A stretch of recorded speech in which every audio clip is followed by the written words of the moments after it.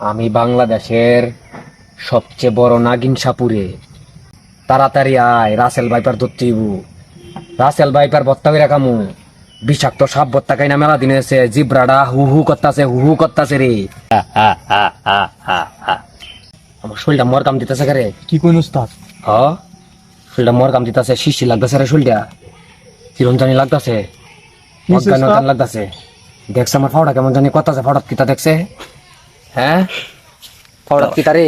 উস্তাদ হ্যাঁ, সামনের বার রাসেল ভাইবার। কি কস? রাসেল ভাইবার। মামা মামা ধর, মামা জীবনেতে বহুত সাপের কামড় খাইছি রে। এই সাপের কামড় একটু অন্যরকম রে, কিরম জানি লাগে, উস্তাদ ঘুরতাছে রে। উস্তাদ আমি শরীর তো নীল হয়ে যাচ্ছে উস্তাদ।